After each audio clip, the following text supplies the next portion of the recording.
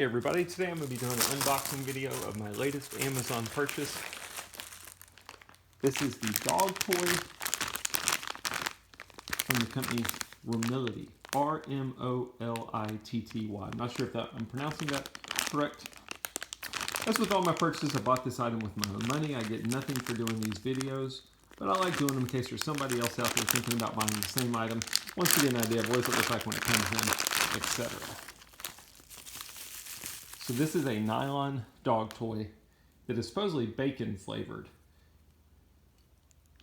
It's for keeping your dog's teeth clean, giving them something to chew on. Now this one's for a medium to large size dog. I've got a black lab, that's what I'm going to be giving it to. But just so you can get a reference, here's my hand. It's basically about the size of my hand. Doesn't bend, doesn't make any noises, it is solid.